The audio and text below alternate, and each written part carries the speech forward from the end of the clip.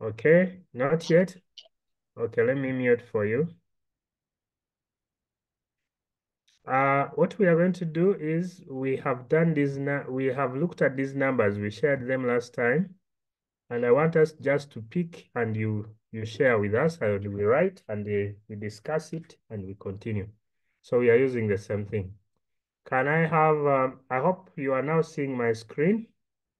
Can I have someone guide us who is ready to take us?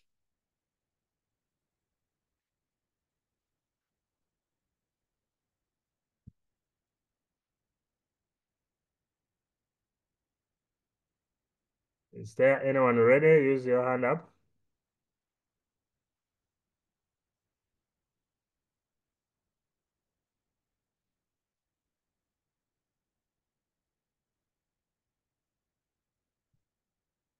This question number 5.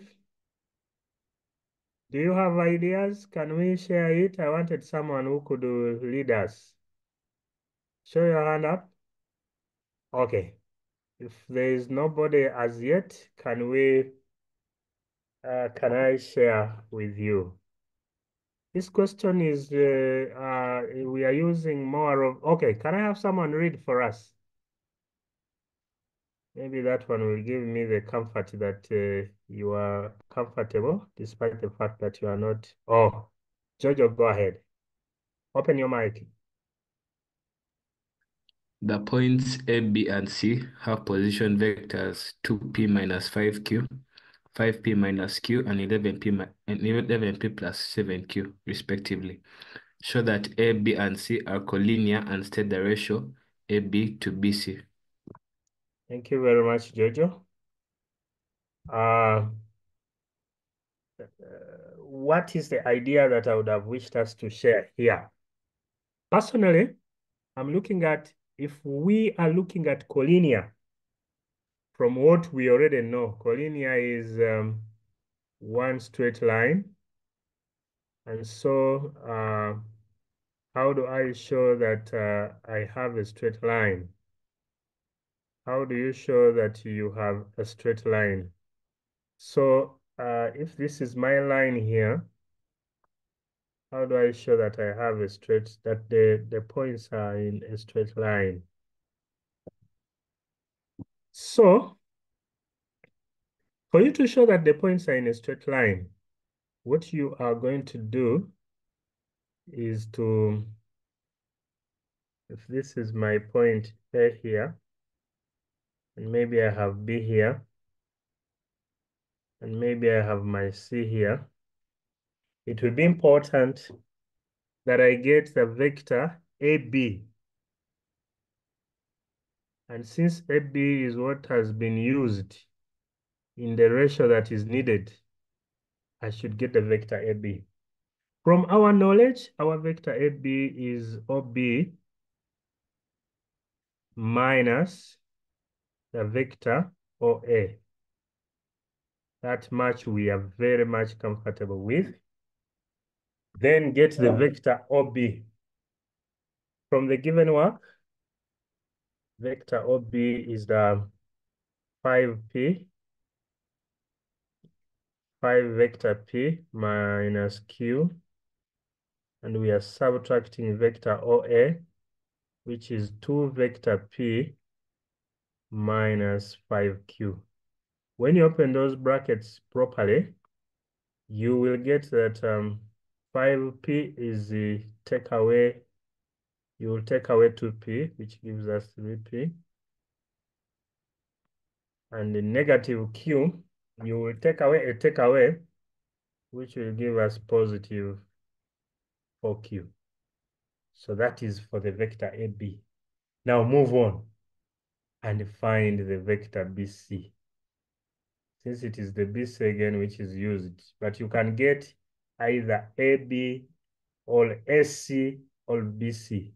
Any two of them will do the magic. But since this particular question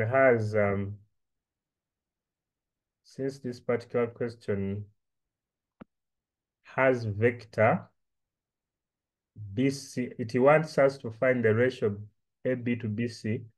So we can use the vectors the AB to BC so that we don't have to do double work. So get BC as well. And from the definition in vector, this is OC minus OB. So what is OC minus OB? Go get the vector OC, which from that work is given as 11P plus 7Q. This is 11P plus 7Q. And then take away the OB. And from the same work, what is our OB? Our OB is the 5P minus Q. So this is 5P minus Q. So when you subtract 11 minus 5P is 6P, and 7P, 7Q take away comes a plus, which gives us 8Q. You will take note that there's a common factor for these two, which is actually 2, leaving us with 3P plus 4Q. 3P plus the vector 4Q. So when that is the case, what more do you need then? If that is the case, what more? Someone who is saying they can't hear, are you better off now? Hopefully. I see in my chat someone who can't hear, but I hope you can now hear. Guys, can you hear me? May I have someone who can hear? Say yes.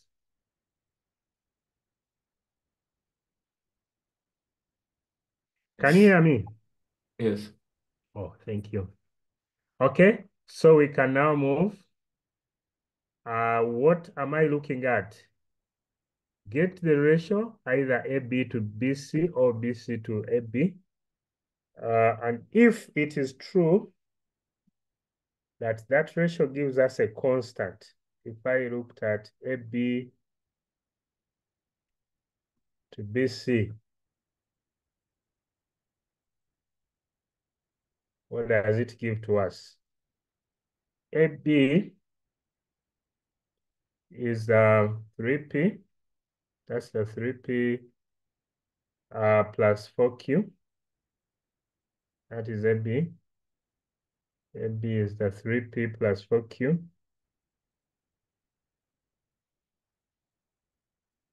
And a BC is the 2 again into 3P plus 4Q, so that the vector 3P plus 4Q can reduce, can cross out. And when it crosses out, we get that AB out of BC is 1, because here I remained 1 out of 2. This here remained 1 when you crossed. Sorry about that. This here remained 1 out of 2. Now, what is my conclusion going to be? My conclusion is that since AB out of BC is a constant, so the main issue is to find out that this result is independent of the vectors P and Q. This is independent of vectors P and Q. So it's a constant, or it's a scalar of vectors P and Q. So it's a scalar. And if I divide and get a scalar, then it implies, therefore, that I have proved that AB is parallel to BC. And to complete my conclusion, to complete my proof, I should say that AB and BC are parallel, and B is a common point, is a point common to the two vectors AB, is a point common to the two vectors AB and BC. And so if B is a point common to the two vectors, and yet the two vectors are parallel, then it implies, that means that the points A, B, and C, that means that the points A, B, and C are collinear. Collinear simply means are in one straight line. So they are collinear. So that completes that proof that show that the vectors, the points are in a straight line. The duty you have is that simple duty of get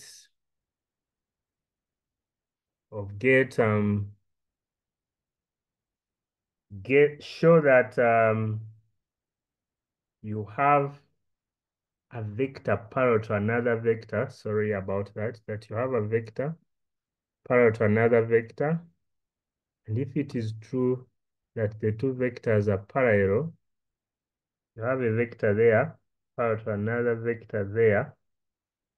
If it is true that you have this as your B, this as your C, this as your B, this here as your A.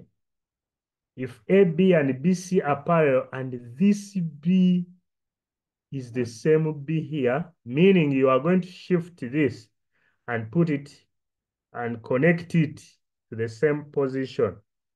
Okay, you are going to shift this point B and put it in the same position. Then it will complete the straight line since the two were parallel. The moment you shift the point B and put it somewhere there, then it will complete the one straight line.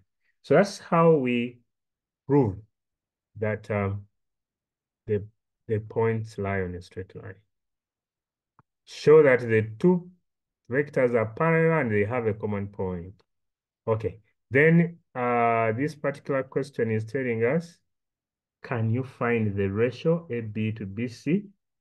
That's why we found AB to BC. That's why we got AB over BC. AB over BC is 1 to 2. AB over BC is 1 out of 2. Over BC is 1 out of 2. And so it implies the ratio AB to BC, AB to BC is 1 to 2. The ratio AB to BC is 1 to 2. Thank you. If you have any question at this point, may I request that you raise that question? You can raise your hand up, and then, yes, I can see Marshall. Is that Marshall? Marshall, who is saying, Marshall is also saying you can use the BC's 2AB, no problem. When you use BC's 2AB, you are also showing that BC and AB are parallel because you are expressing one vector as a scalar product of the other. By definition, if one vector can be expressed as a scalar product of the other, the definition gives us that the two vectors are therefore parallel. But after showing that they are parallel, then talk about the fact that they have a common point B. The two vectors which are parallel have a common point B. That is what completes the fact that the points lie on a straight line. Anything else that you would wish to say about this? Because when I asked you to discuss it, you never. So I would want to know whether you just refuse to discuss or there is a challenge that you found with vectors. Okay, this is the O-level vector actually. You notice that it's the same vector. This is the same proof that we have at all levels. So it's quite interesting. Can I move to the next number?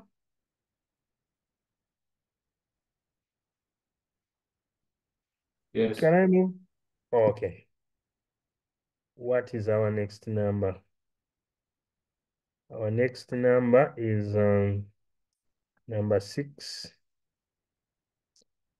And what is number 6? Number 6 tells us someone is going to read for us. Number 6. Can you still see my screen? Yes. Okay. Can you now read for me number 6? This here is our number 6. Oh, sorry.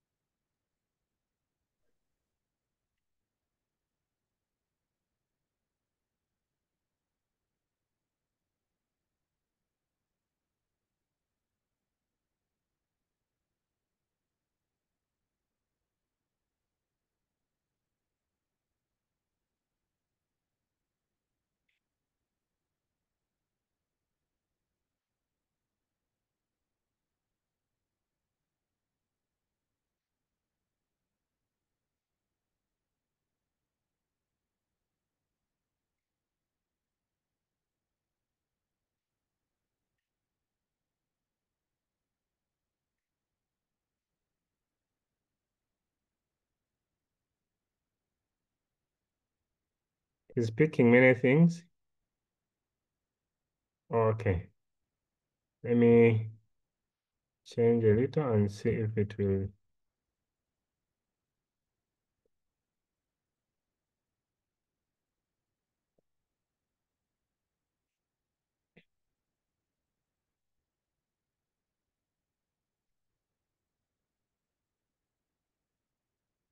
I think that is fine.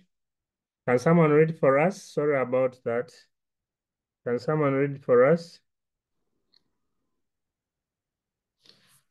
Given that y is equals to 5 to the power 2x sine 2x, find dy dx. Good. Someone was complaining, Dr. Pretty, that she could not see the questions. I think now you can see. If someone is reading from there, then you can see, I think. Okay. So given that that is what we have, find dy dx. Can I have someone lead us? Find dy dx. Wow. Can I have someone lead us into this? How do we go about this? How do we differentiate? Anyone with a hand up? Please lead us. We want to differentiate. How do we differentiate? Anyone ready to take us?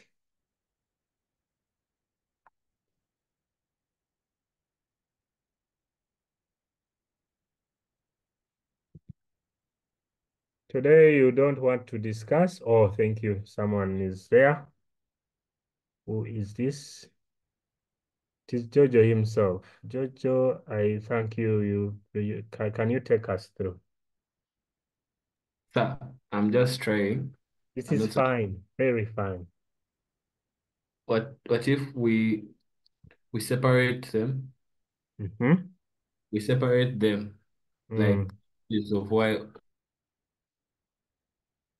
whereby Like, you take 5 power negative 2. You take 5 power negative 2x as u, then you take sine 2x as v. let u equal to 5 to power negative 2x. So you are already looking at it as a product, and that is beautiful. This is a product, and so we should apply the product rule. Okay? Jojo? Then we get du dx. Okay, now that is my point.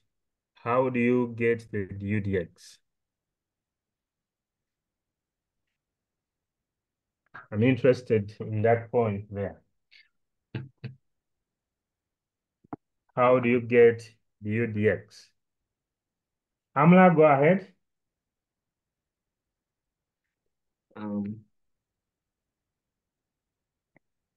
It's a bit tricky there for me. Someone to help us differentiate 5 to power negative 2.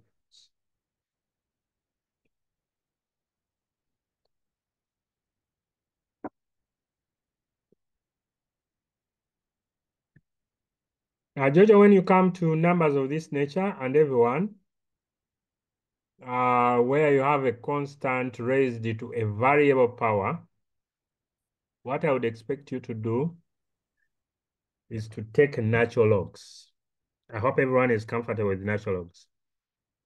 The natural log of u will therefore be equal to the natural log of 5 to power negative 2x. Now, if I'm to simplify this, natural log u is actually negative 2x natural log 5. So what is the derivative that is at this stage that you differentiate? What is the derivative of natural log u with respect to x? Du dx. It requires that you differentiate u, which is du dx, but then you divide it by u itself, isn't it? And what is the derivative of negative 2x natural log 5? Negative 2x out of 5. Negative 2. Negative 2. Jemima? Jemima, continue. Out of 5. Negative 2 Negative. out of 5. I'm not What I sure. want you to take note, Jemima, is that negative 2 natural log of 5 is a constant multiplied by x. So you differentiate x, which is giving you 1, and you come up with negative 2 natural log of 5. So finally, what is du dx?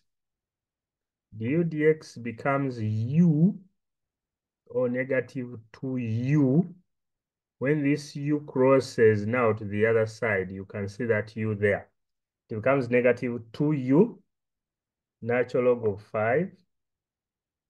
And finally, what is du dx? And finally, du dx gives us negative 2.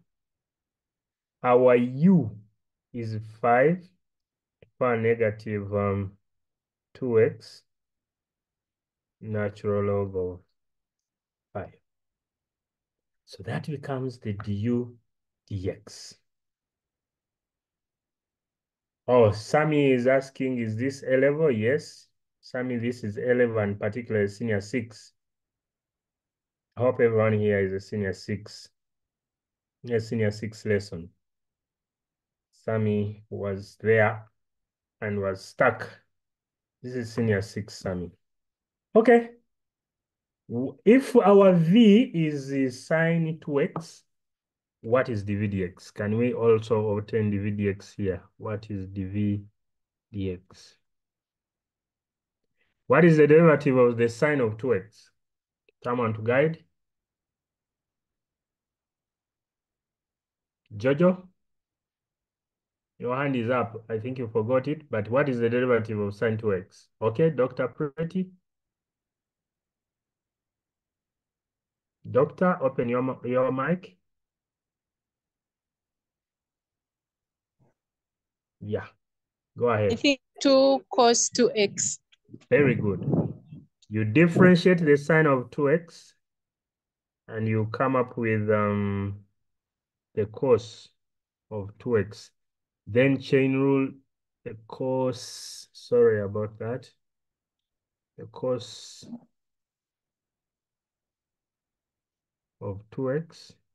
And chain rule requires that you also differentiate the angle, which gives us 2. So we get 2 cos 2x. Thank you.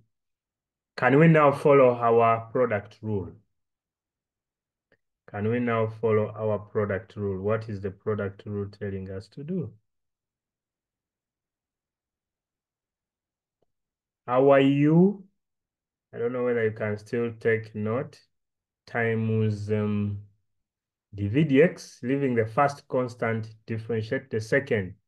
And then our v times du dx, leaving the second constant, differentiating the first. Okay, what is it going to give us? Our u, so our dy dx will be, our dy dx will be u, which u is the 5 to power negative 2x, times dv dx, and dv dx is the 2 into the cosine of 2x, plus, this time it is the v, which is sine 2x, times du dx. And our du dx is negative 2 into 5 to power negative 2x, natural log 5.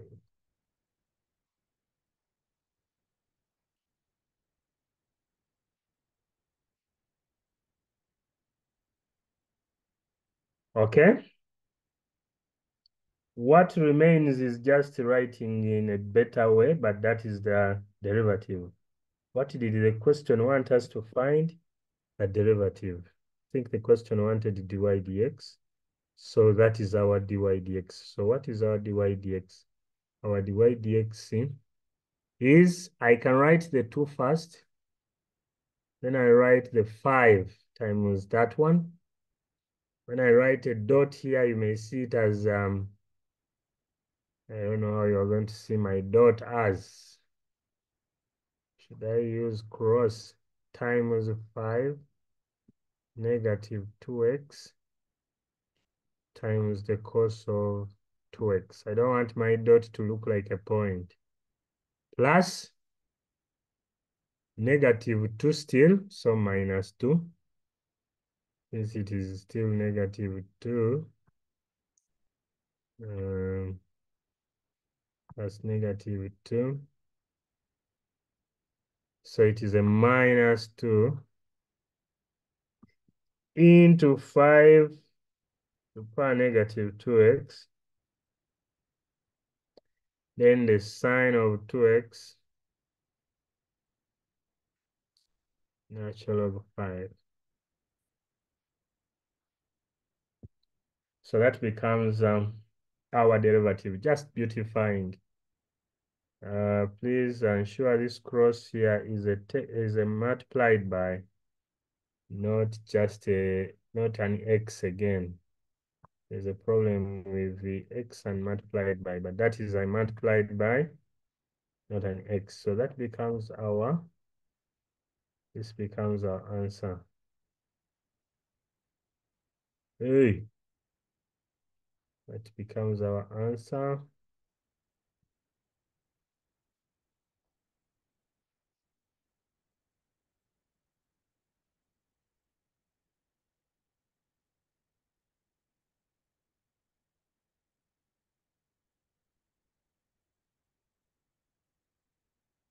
So this is the value of our dy dx. Okay, any compliments? Do you have something to say? I don't see anything in the chat. Can someone put up the hand and we see if you have something? Yes, Jemima? Teachers, kind of requesting if you could like teach us how to Hmm? differentiate. If you could do like more examples of differentiating, for example, what you have just done, 5 power negative 2x, something like that. Jemima, I think I get your point. What did I say? I said that if I have y,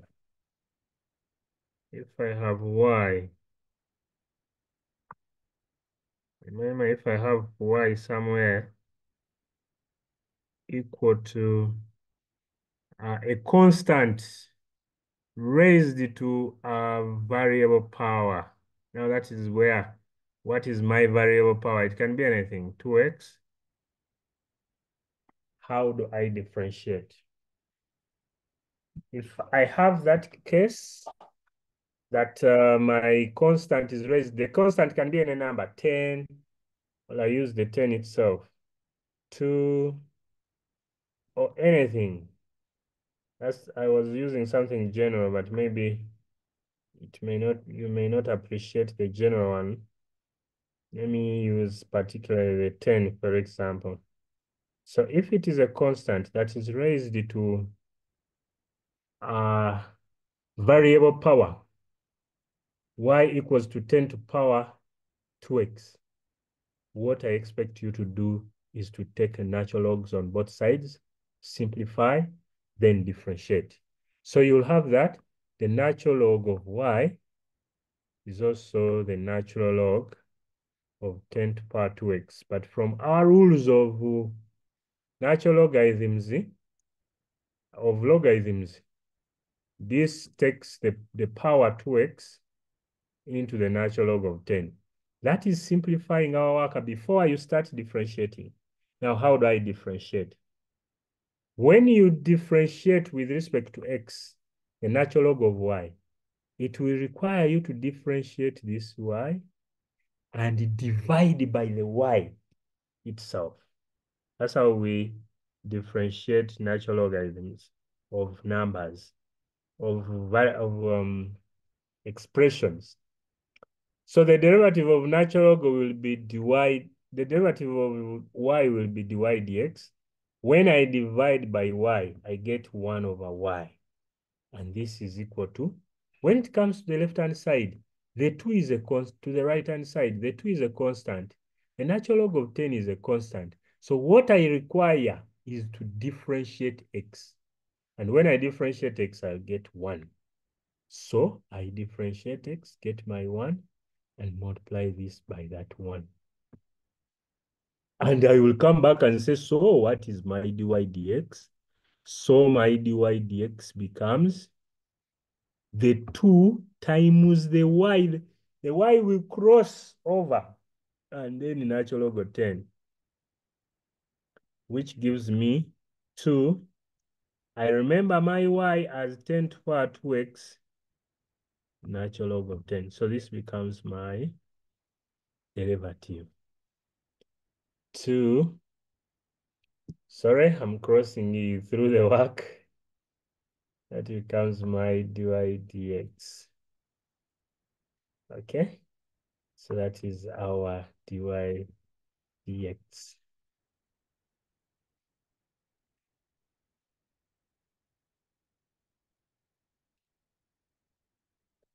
So it is also true even when the base is not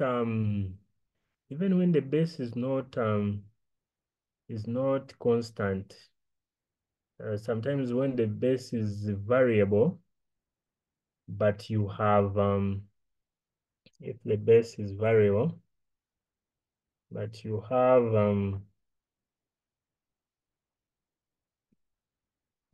if the base is variable,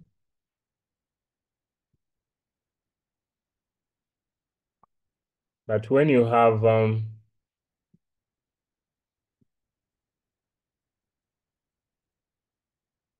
sorry.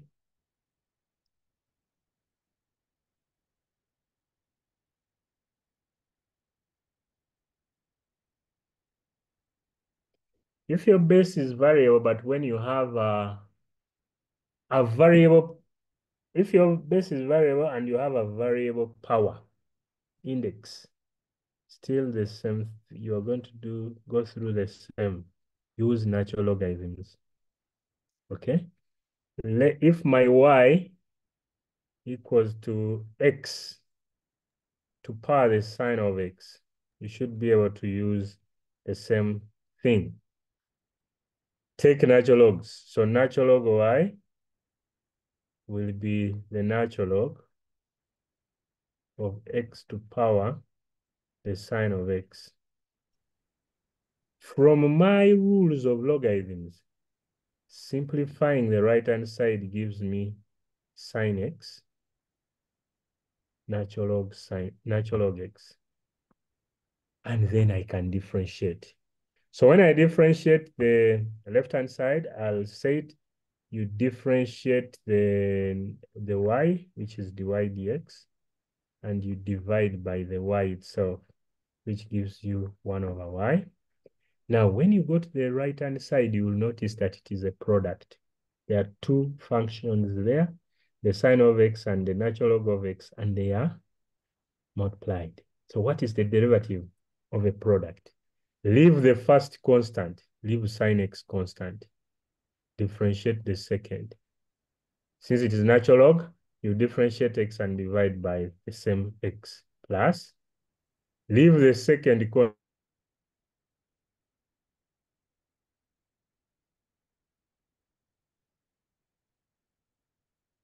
sine, which gives you the cos of x. And then you go ahead and have, what is my dy dx? The y will cross over, and it becomes y, which y is x to power the sine of x into 1 over x sine x plus cos x natural log x plus cos x natural log x. So that is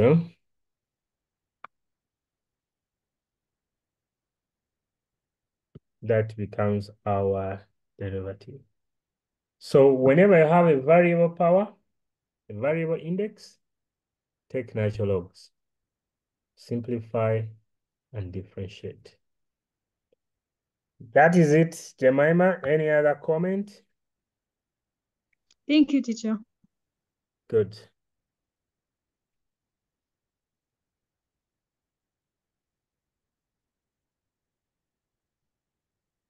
Okay, can we move on? I see a few questions here. Why can't you factorize it too? I don't know at which level you are talking about. If you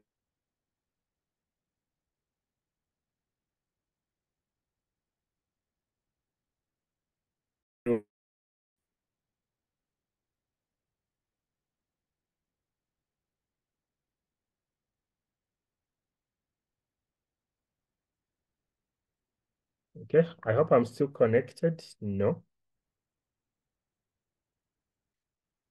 Am I out of my class? Teacher, Are we you can there? hear you. Oh, I thought I was disconnected. You know, when my phone makes noise, it is when someone calls, I get issues because of what? Because I am getting data from the phone. Okay, let's continue. Let's continue. I was looking at, is there anything that you would want us to clear? And I was looking at a few questions in the chat. Can someone open the mic if you still have those questions and ask? There were two people in the chat. If you still have the issue, those in the chat, please open your mic and say something. Nobody has an issue?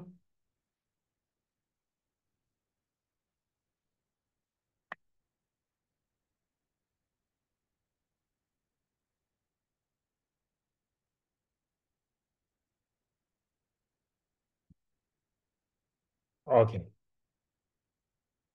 Can I hear from you? If you're fine, please say fine so that we move on to the next. Right. So we are fine. Thank you.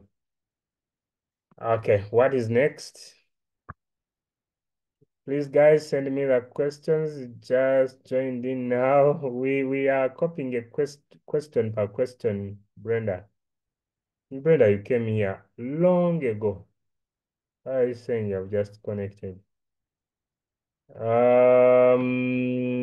are copying question per question, but we shared the questions. But here, please take question per question. We can share the whole paper later on. Okay, I'm ready to give the next question. Hope you are also ready to receive it.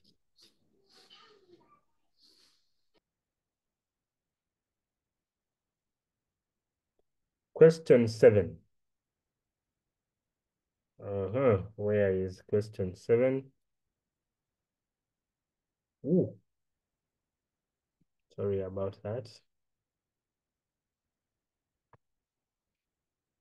Question 7, where is question 7? Okay, I think now that is better. If you are seeing it, put up your hand and read for us.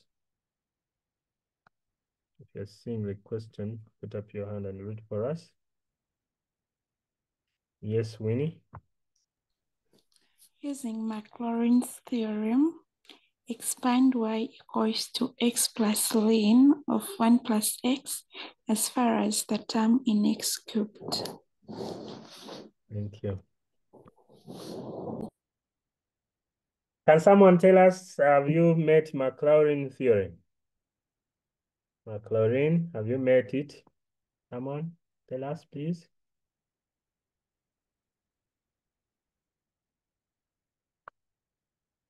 Winnie, your hand is still up. You want to say another thing or you're comfortable? Has someone met? Huh? Let me tell them about it. When we are using Maclaurin's theorem, we have to differentiate.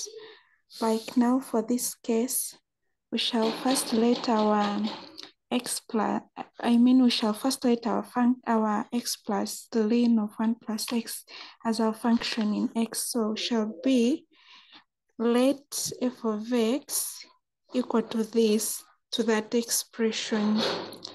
So we shall get our first derivative, and then we get our first derivative.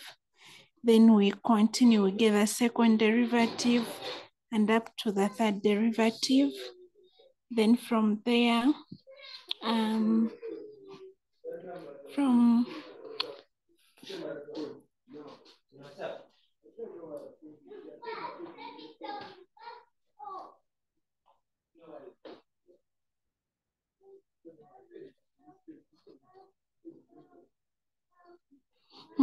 so there we get the derivatives, teacher.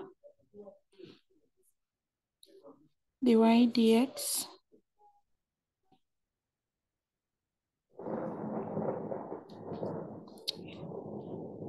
When we differentiate x, we get a 1 plus 1 over 1 plus x.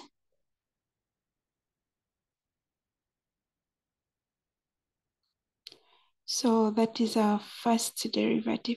Hey, but I'm kind of forgetting, teacher.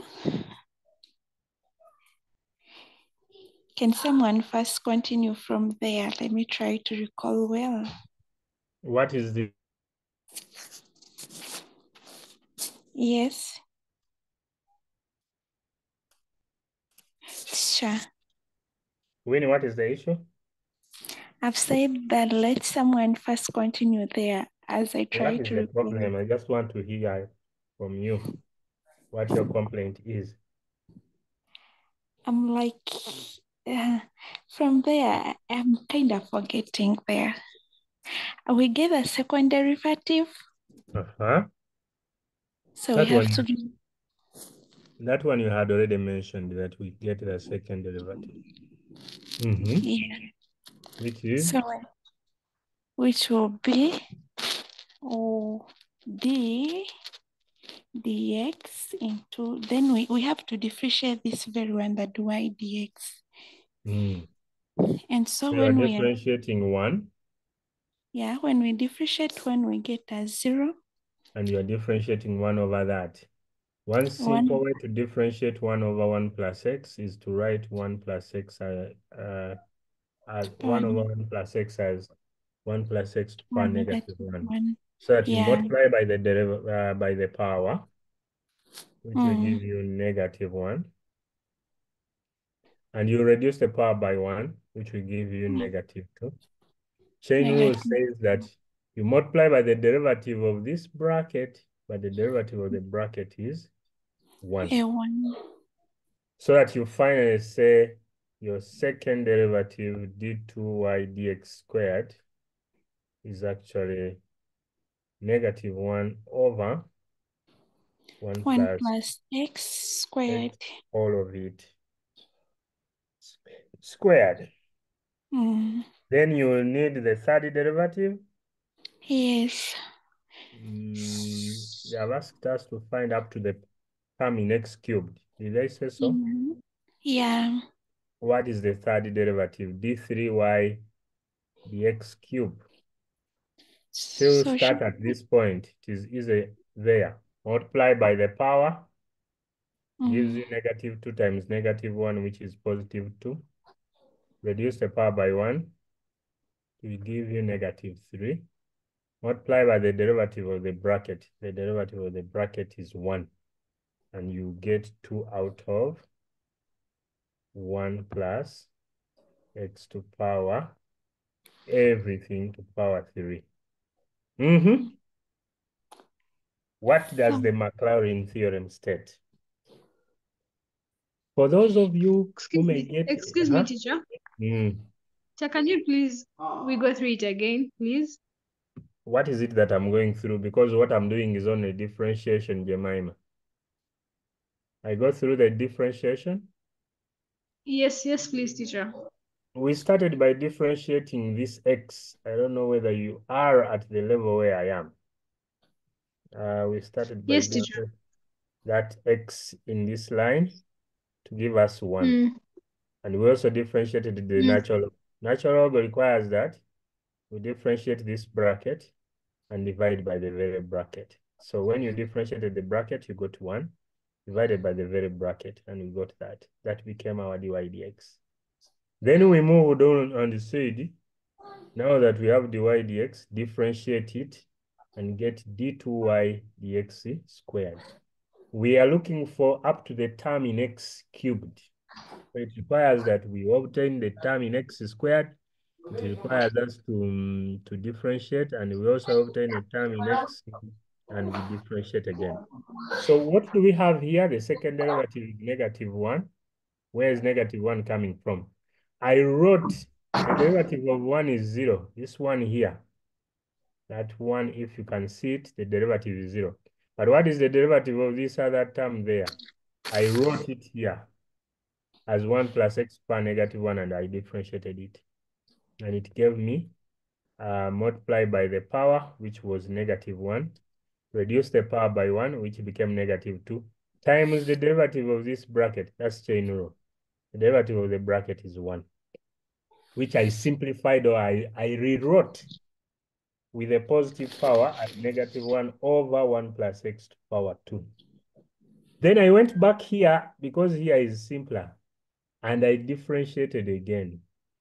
And when I differentiated again, I multiplied by the power, which gave me negative 1 times negative 2 to give me positive 2. I reduced the power by 1. Negative 2, when you reduce it by 1, it becomes negative 3. And I multiplied by the derivative of the bracket, which gave me times 1. And I have simplified or rewritten it as 2 out of 1 plus x to power 3.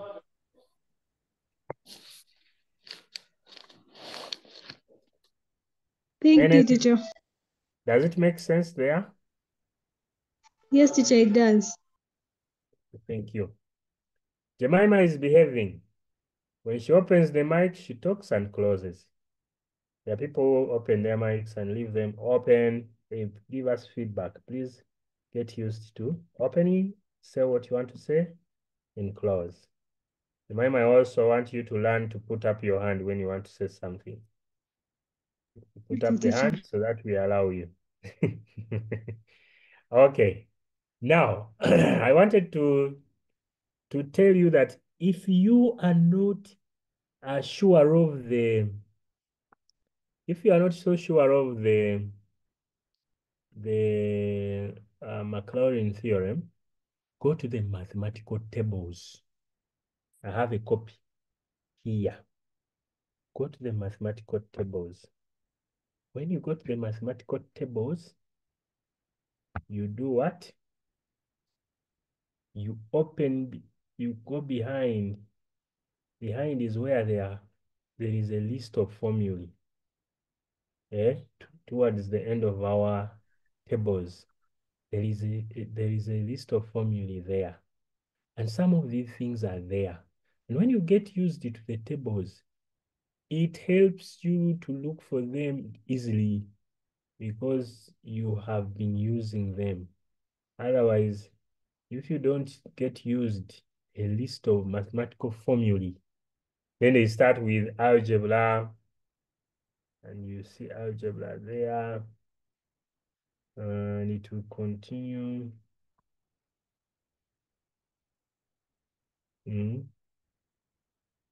Trigonometry, geometry.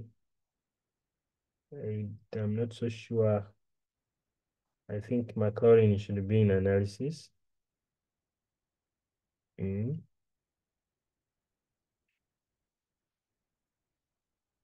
Numerical methods. That is where Maclaurin's theorem is. So if you can see the Maclaurin theorem, please tell me what the theorem states. Anyone who can see the theorem? Which number is the theorem? Are you there, guys? 58. 58. Read 58. I can see Marshall was showing us that theorem somewhere, but has a small thing lacking.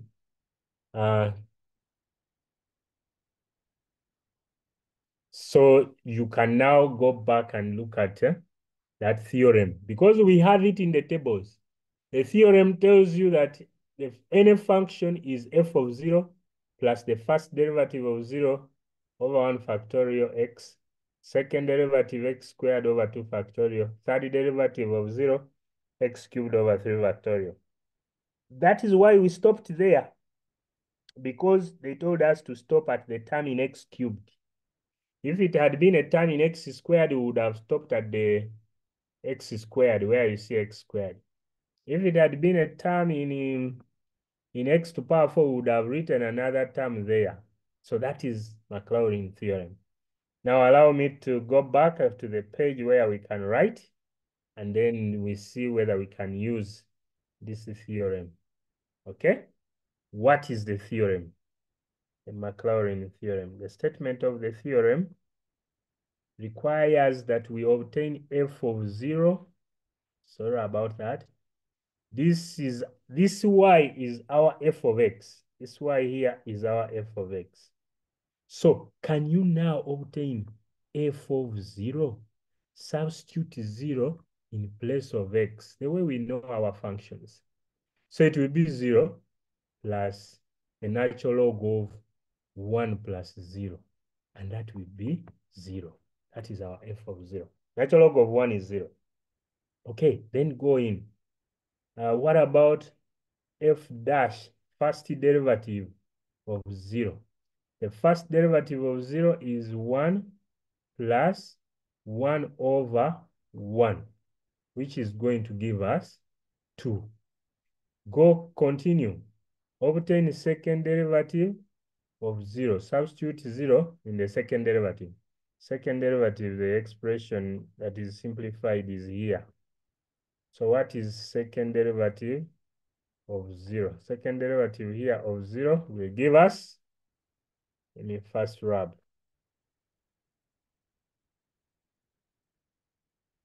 Second derivative of 0 here will give us, what is it giving to us? It is giving us some -1 out of 1 plus 0, which is 0 squared, and this is going to be -1. And finally, third derivative of 0 at this point. The third derivative of x is that, but what is the third derivative of 0? Make x 0. So you get 2 over 1 cubed, which is actually 2. Now, if you have got all those ones, what does the theorem state? Maclaurin theorem. Maclaurin theorem states that the f of x, which is the expression we started with, is f of 0 plus f dash, first derivative of 0 into x over 1 factorial. You can quote it from your mathematical tables. Second derivative of 0, x squared over 2 factorial. And the third derivative of 0, x cubed over 3 factorial. And you can comfortably say that the terms still continue and they don't stop there. Elijah, was it Elijah whose hand I saw up? Elijah. Jemima, what you're saying in the chat is what it is. Substitute x equals to 0 to get f of 0. Elijah, was it Elijah who had something to say? Is it answered? Have you disappeared because of network, or your question is answered? Elijah, Ethan, it was Ethan actually. Yeah, my question is answered, sir. Oh, thank you. So I can comfortably continue. So I'm Yes. going to write, what am I going to write? That this function of mine, what is the function? X plus natural log 1 plus x. X plus natural log 1 plus x. So what is the expansion? Maclaurin expansion is like when you expand. This time it is not binomial expansion, but it is Maclaurin expansion. So the x into the x plus the natural log of 1 plus x is f of 0. What is my f of 0 if you took note? 0, isn't it? Plus f dash, first derivative of 0. What was the first derivative of 0? Anyone who still remembers first derivative of 0? It is there. First derivative of 0 is 2. So? So you will have 2x over 1 factorial, but 1 factorial, all of us know it is 1. Second derivative of 0. You go back and pick second derivative of 0, which is actually -1. Did we say -1? There. Second derivative of 0, the value is there. After differentiating, you substitute 0. Second derivative of 0 is -1 into x squared out of 2 factorial. And we know 2 factorial is 2. Plus the third derivative. Third derivative of 0 is 2 into x to power 3 out of 3 factorial. Our 3 factorial is 6 plus other terms. They told us to stop at x cubed, the term in x cubed. But we acknowledge the fact that there are other terms that we have not listed here. So what is the x plus the natural log of, what is the expansion of x plus natural log of x? I don't have to write the 0 again, because when I add 0, I get nothing. Now I'm writing in a simplified form. This is a half into x to power 2. Then there is a third. 2 over 6 is a third into x to power 3 Then there are other terms, and those other terms are not listed. They told us to stop at the term in x cubed. So this becomes our expression, our answer. That becomes our answer.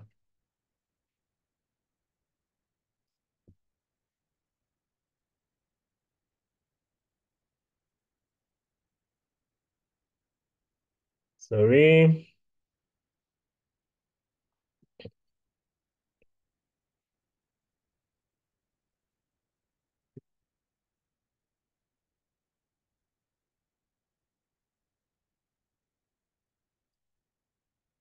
Okay. Winnie.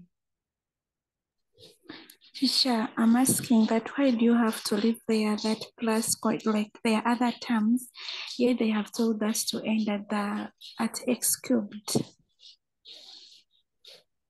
According to you, what have we done? We haven't ended. We have ended. Winnie, this is acknowledgement that there are other terms. If I write and I do not write them, oh, sorry. Can you see my screen? Yes, teacher. What is on the screen? X plus ln Oh, of 1 plus x. equals to. Now, if I stop here without if I stop here without this, let me ask just a question. Is it true? Is it true that this is equal to this? It's true. Sure. Yeah, according to the expression we've made, it's true. Now I want to tell you that it is not true because there are terms that we haven't come to. Someone else can go to the term in x to power 4. Another person can go up to the term in x to power 5. So when you say that the two are equal, it is not true. They are not equal. So even when they tell us to stop at that third term as far as this expression is concerned, the term in x cubed, we acknowledge the fact that we have stopped, but there are other terms. If Okay, you now tell me what is the 2, if you put my x as 2, and you tell me what is 2 plus natural log of 3, and I'm supposed to use this expression here, then I will say it is roughly equal to. Though these two are not going to be roughly equal to because we usually approximate them. If x is very small, that higher powers of x will give us small values. But this x that I've used, which is 2, is not very small. So where you are supposed to use the expansion to approximate a certain, to approximate something, you are actually saying they are not the same, but they are approximately equal. When these other terms are ignored, and they are only ignored if they are very small and they are not going to affect the value that much. But we don't say that they are equal. My interest is here. We don't say that they are equal. We say they are approximately equal. So, Winnie, that's why I'm saying those two are not equal. But we can say those two are not equal. That's why we are still saying for them to be equal, there are terms that we haven't written. Because this question has told us to only write those first three, but they are there. That acknowledgement does not go. We don't lose that. Jemima? So my question is, yeah, from like the equation the formula that we got from the logbook.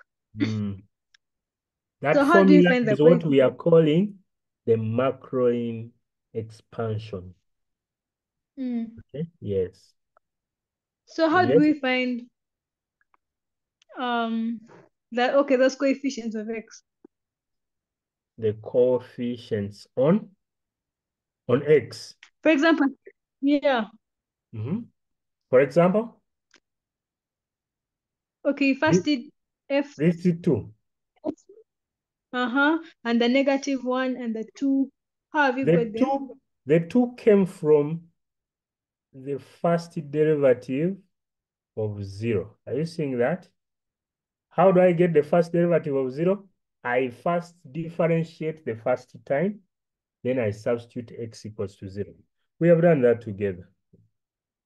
Jemima, I first differentiated the first time. So this is my first derivative.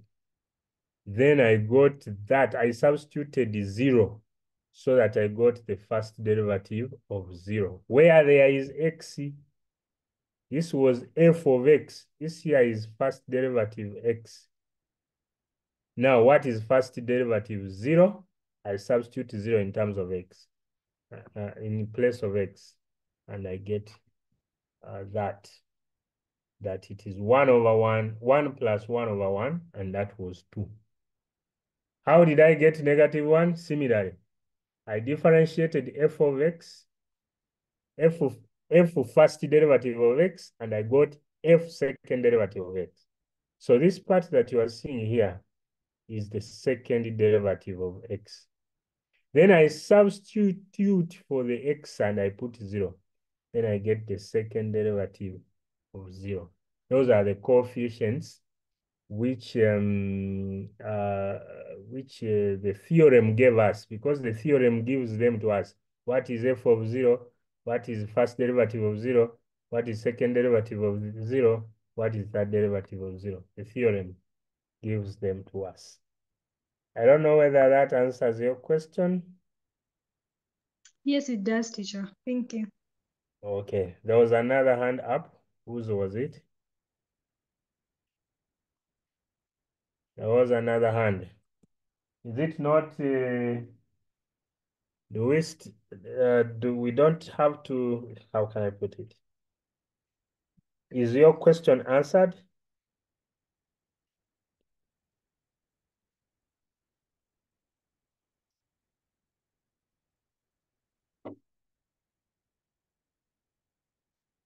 Okay.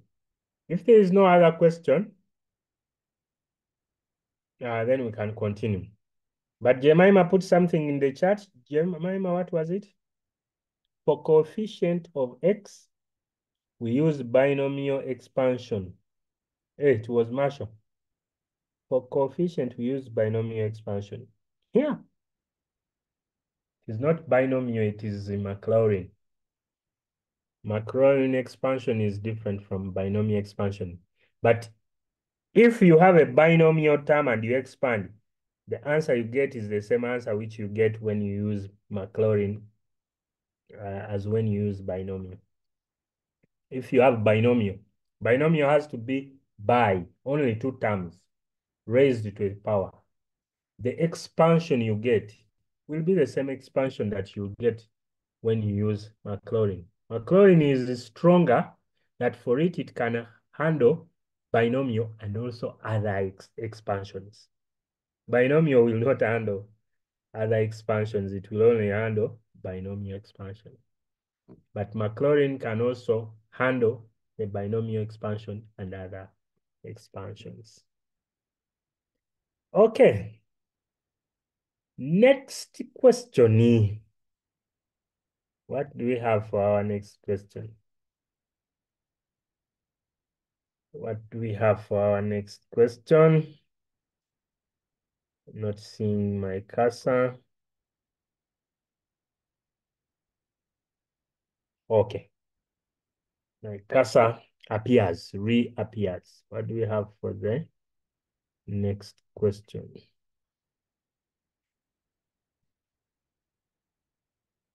For the next question, I have this here. Oh, I have this here. For my next question, what do I have? Oh, Question is here.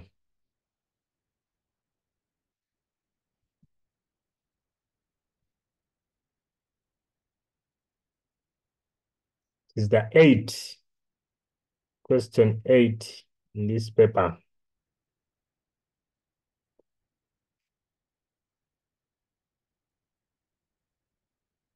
If you can see the question, please go ahead, help me read. Someone should read for us if you can see the question. Determine the equation of the circle with a center at 1, 5 and has a tangent passing through the points A, -1, 2, B, 0, -2.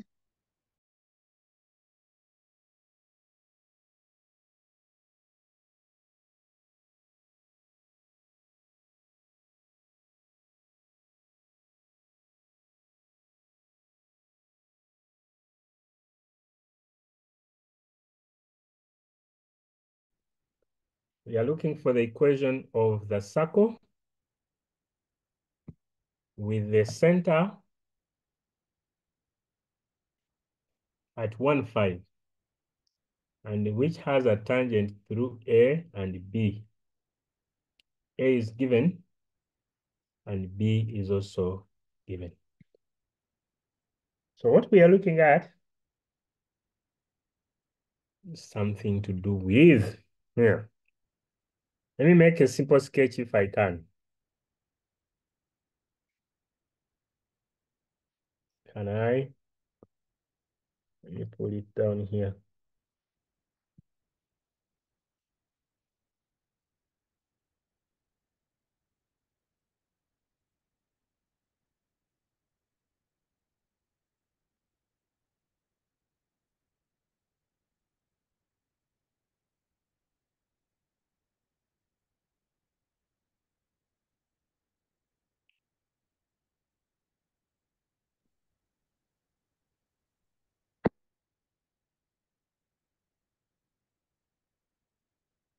If these were my axes, and then I have a 0.15, and we're up to there, here. Will my circle make sense? When they say, I'm just going to draw the circle. So, yes, Winnie, please say what you want to say. Teacher, can you please display the question? I had left a bit and I can't see the question. You had left a what? I had left a bit, but I need the question. Can I have it? Okay, hold on.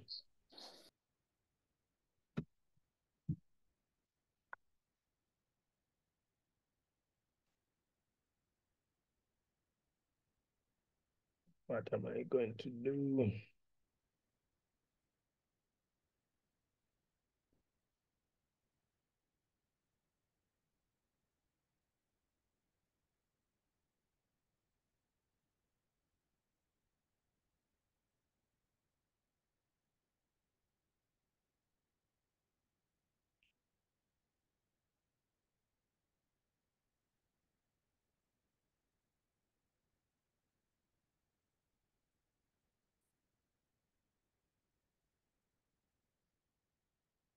Okay, I want something like that.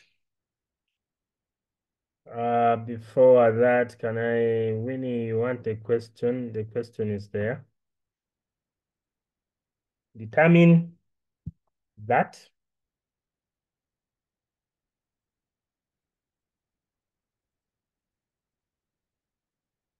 Determine that.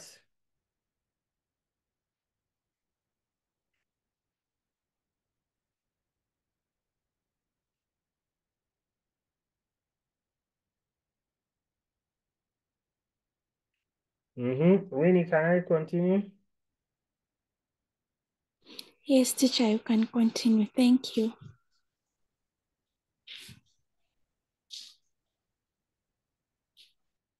So determine, what are you determining?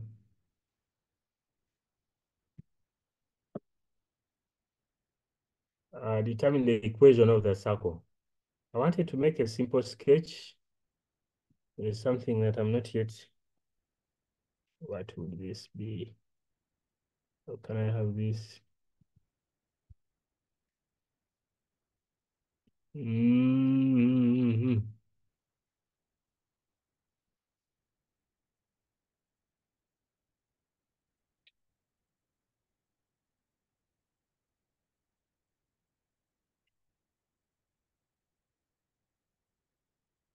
Something that I'm not seeing here. But fine. We can go with that. I wanted to make it empty here. I'm not seeing how to do so. It is going to give me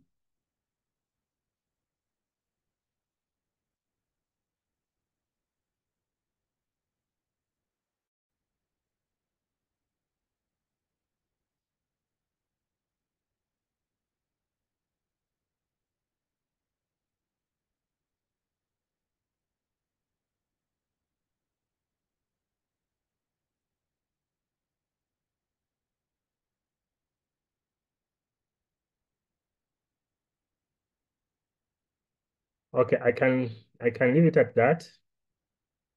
What do I want? We have a center somewhere.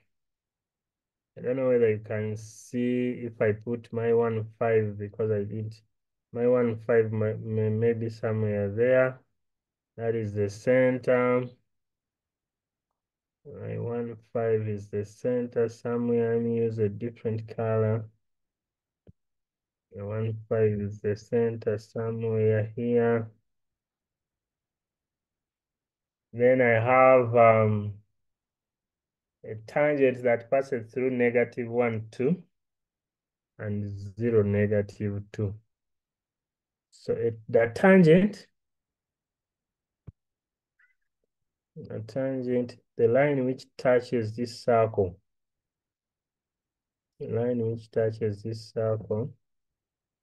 passes through a line touching this circle. This particular one is not so good, but it passes through -1. So we have a point somewhere on this circle.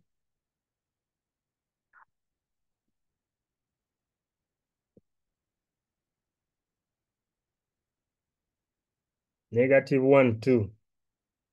Could be somewhere there, maybe. -1, 2.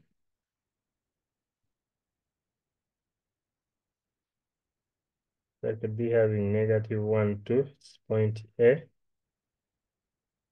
And somewhere. And 0, -2. 0, -2 would have been on this line. But my line is not giving me that very well. But you know, my sketch is not giving me. And there are those two that are on the what? On the tangent. So the question is, what is the equation? Determine the equation of the circle. I don't know whether you know how to determine the equation of the circle. But if I had a circle whose center is AB with radius R, so I simply pick point XY here. Then I'll have X minus A, all of it squared, plus Y minus B, all of it squared is equal to the radius squared. That gives me the equation of that circle. The rest I will simplify, but the issue is that distance from the center to this point P, so that distance CP or PC, whichever you want it to be, should be equal to the radius. So that distance, when you square it, it will be equal to the squared radius. That's the equation that gives you the equation of a circle. So since I have this center point given to me as 1, Since I have my center given to me as 1 what? As 1, 5. So I simply now need to get the radius. And for me, the radius is going to be the perpendicular distance to that tangent.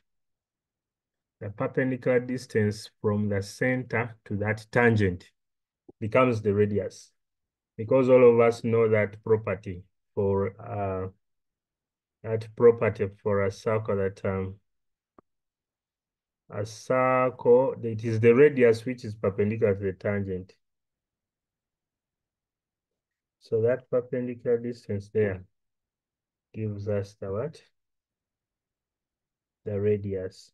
So get the distance of the point from the point to the tangent.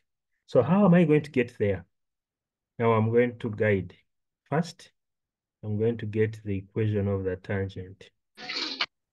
Can I request that each one of us gets the equation of that line through a -1, 2, and 0, 0, -2? Please, everyone get the equation of the line. Equation of the line requires that we get the gradient, and also we use an arbitrary point. So get the equation of the line AB, which is our tangent. When you get it, you put up your hand. I expect you to go through that very, very fast.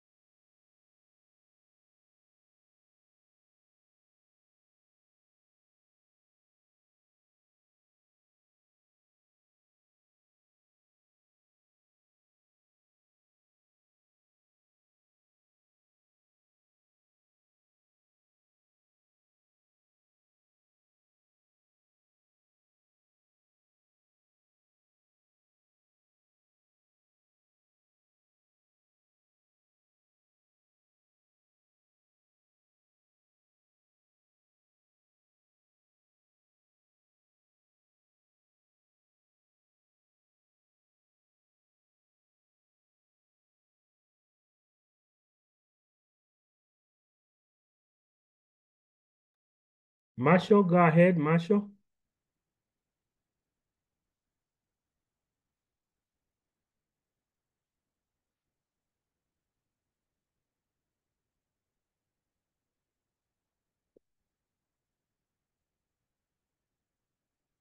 Marshall, as if you have finished getting the equation of that line. Yes, Marshall. Open and talk to us.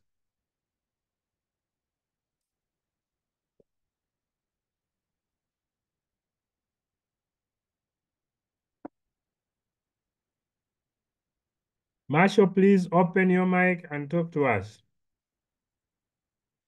I can see some equations. Ben Carson Jr., thank you. Tracy, thank you. Dr. Pretty, thank you. And other people are showing, I think, that they are done, which is good. Douglas is done. So these ones have given me their answers. Marshall, I haven't heard from you. But if you hadn't finished, get the gradient. Get the gradient. Gradient is change in y, which is -2 minus 2, out of change in x, which is 0 minus -1. And the gradient is therefore -4. Then using xy, an arbitrary point xy, and using one of these points, say A, say -1, 2, the gradient is y minus 2 out of x minus a -1, which becomes a plus, equals to -4 out of 1, from which when you cross multiply, you get that y minus 2 is -4x minus 4. Now put them on the same side. So you will come up with 4x positive now, crossing to that side, plus y positive, crossing to that side, -2, and the +4 is +2, equals to 0. Now, what is the distance from the point to this line? I hope you still remember distance from the point. Point what? 0.15, the center. If you want to get the distance from the point to the line, the distance is easy. Substitute 1 in x. So you have 4 times 1 plus y, which y is 5 plus 2. Magnitude of that, beautiful enough, that is already positive, all over a squared, which is the coefficient of x, plus b squared, which is the coefficient of y, square root. The magnitude of that, the positive value, is the distance of a point from a line. So this will give us that, I think that is 11. 9 plus 2 is 11. And this is 16 plus 1, which is 17. So the root of 17. 11 over the root of 17 becomes the distance from 0.15 to the line 4x plus y plus 2 equals to 0. If written, I hope you remember, if you went to your back house, ax plus by plus c is 0. If this is your line, and you are getting the distance from that line to the point x1, y1, what do? Substitute x1 in place of x, you will get ax1. Substitute y1 in place of y, you get by1 plus c, the magnitude all over the square root of s squared plus b squared. So that gives you the distance of a point x1, y1 from the line x plus by plus c. So what I'm using, this work is there in your backhouse 1. I think it's backhouse 1, where we have this kind of work.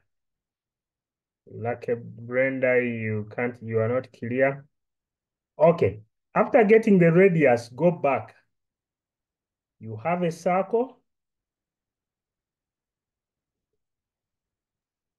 whose center is 1, 5 that you know, and whose radius is 11 out of the root of 17. So if I picked a general point on the circle PXY, it will mean that the distance from P to this center, which we said is CP, that distance CP is the radius, which is 11 over the root of 17. So how do you get distance CP? You get change in x, which is x minus 1, all of it squared. You get change in y, which is y minus 5, all of it squared, square root, that is the distance, and is equal to 11 over the root of 17. So when you square both sides and you simplify, it gives you the equation. Already that's the equation of a circle. What it remains, what you have not yet done is to make it beautiful. That is, so when I square both sides, I'll get x minus 1, all of it squared, plus y minus 5, all of it squared, equals to the radius squared, which is 11 squared out of 17. When I square the root of 17, and when I square 11, I get 121. So when I multiply through by 17, I get 17 times. If I open this, it will give me x squared minus 2x plus 1.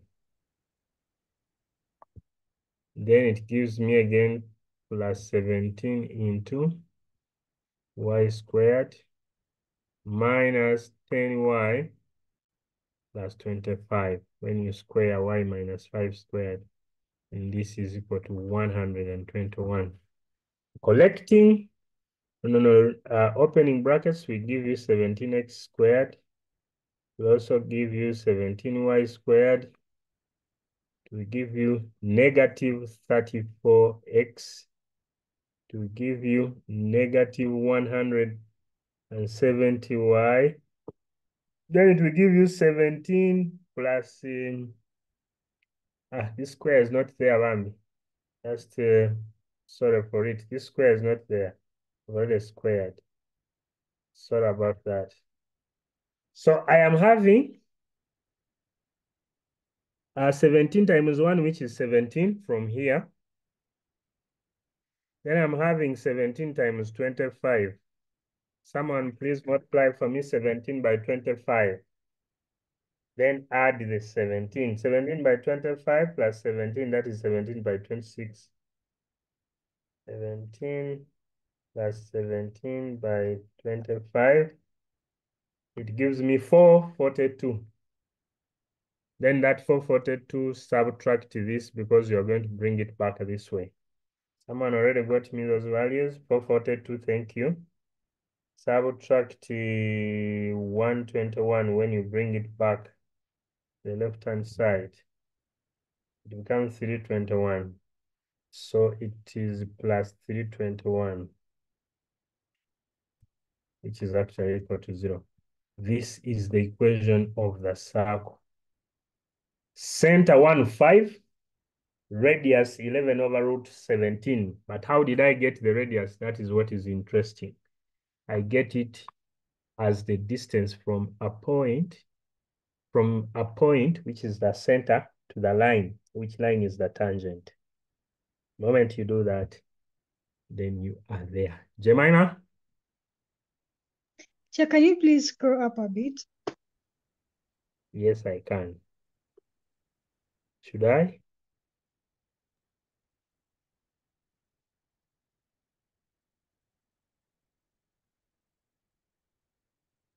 Is that a bit, or I continue? Chair, continue. I continue scrolling up. Yes, Jemima. please. Then it is not a bit. Okay. There. I stop around there. Chair, now go down. Jemima, be serious. No, Chair, continue. I continue down. Mm. I continue. Chair, it's okay. I've seen what I wanted to see. Thank you. You have got what you wanted, Yes, teacher. so I can stop scrolling. Yes, teacher. Okay. Do we have anything that you want to say about this kind of question? Tracy said 442 when I asked that question. Thank you, Tracy. You can see you have a calculator nearby.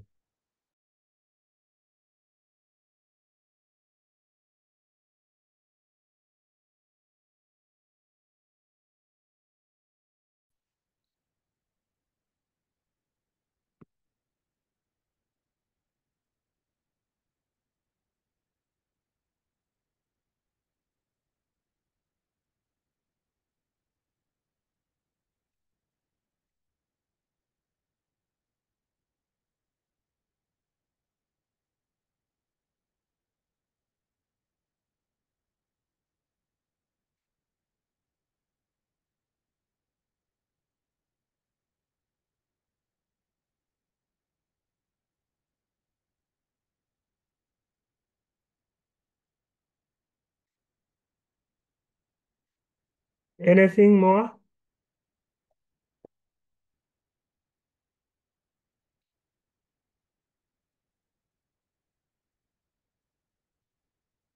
Any other question? I think we should end here. I would have loved us to go to another question, but a section B question is going to take us some good time because we are done with the section A questions. And since we have had some good time, I don't want people to get so bored or get tired of what we are doing. So I can leave you with those section B, a few of those numbers you go and try so that when we meet again, should I share some two questions here, number 9 and number 10? I think they are there. You can look at them. Okay, are you getting the questions?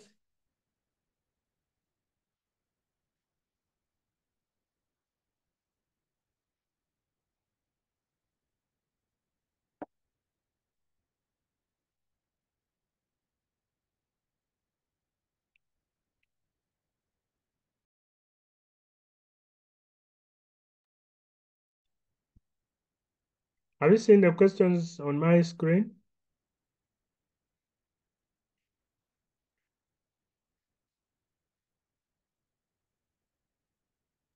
Okay, I can see Dr. Pretty, Lucky Brenda, Marshall, and who else? And the very first one was AL and Ben Carson. I see Marshall saying we extend up to what?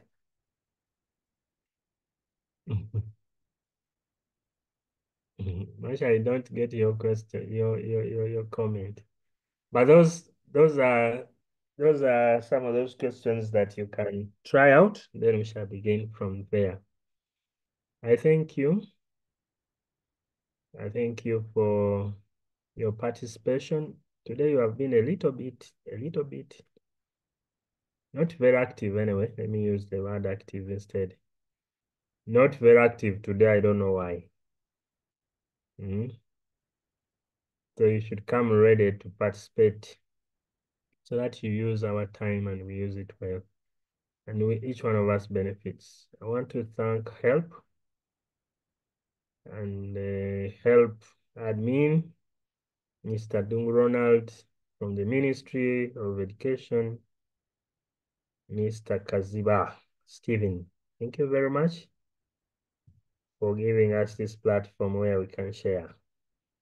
I want to thank our parents for the data, and I want to thank you for connecting, because there are those who have not connected even when they have the data.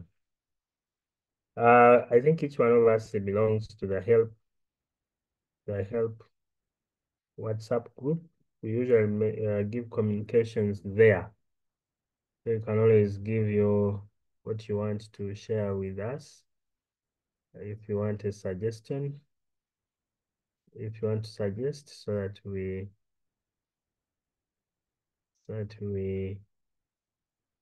benefit from you, and so that each one of us benefits from this work. I thank you. And before we close, I call upon a volunteer to give us a closing prayer, then we can close. Someone to volunteer to give us a closing prayer, then we can close.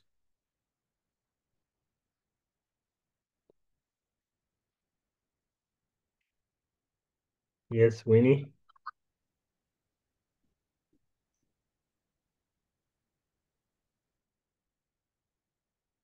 Heavenly Father, we thank you for this session that you have taken us through. Let it benefit us so that we might be prosperous at the end of it all. Let you help us to get good grades. Bless our teacher, Teacher Henry, who has taken us through.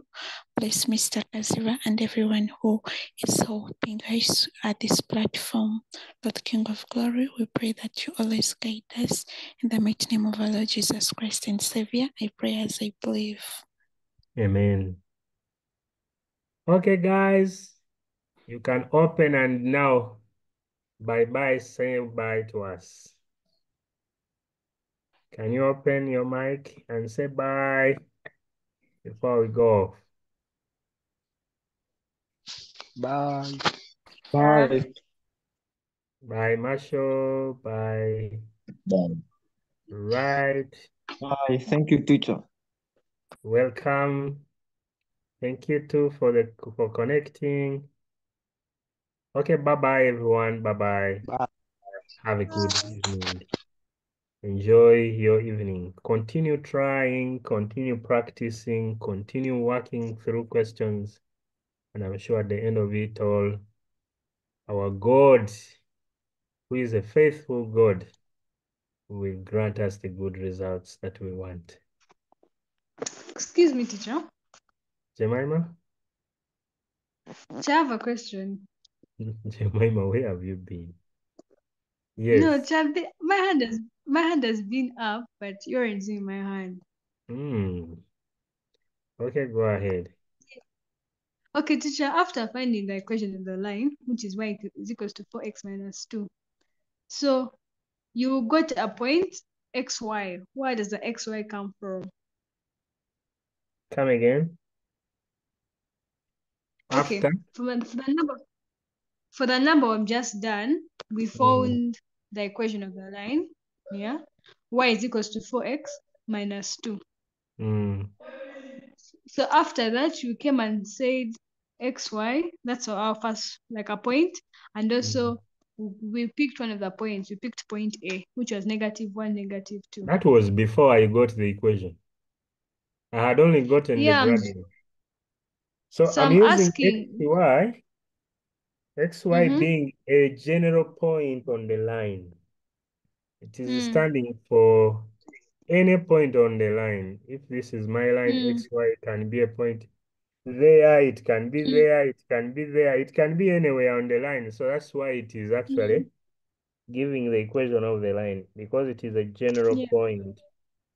We call it an arbitrary point on the line. So when you get the gradient using one of the points and the general point xy, get the equation. I can use xy with the other point, 0, Yeah. -2. And still I know that when I get the gradient, y minus a -2 over x minus 0, it should still give me the gradient -4. So you get y plus 2, which is cross multiplication is -4x. And you can see 4x plus y plus 2 is 0. So either way, you still get there. Teacher, xy is general. yes, teacher. Teacher, And so when they give us, I've been using it even when we were getting the equation of the circle. I don't know whether you noted it. I picked a yes, I general did. point xy again. A point anywhere on the line, somewhere there. The other one, xy, was a general point on the line. This one, xy, is a general point on the circle. And I used it to get the equation of a circle. Still, I'm using the same principle. Jemima, you Okay, had teacher. something to say? Please go. Go ahead.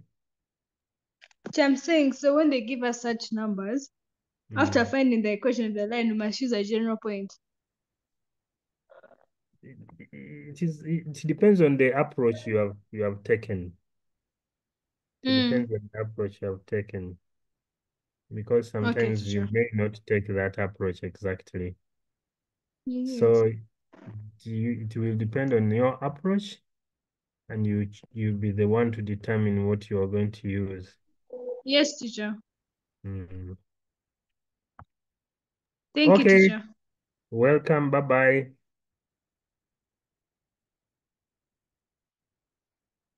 I see when do we meet again? We have been meeting on Mondays, except if there's a special arrangement.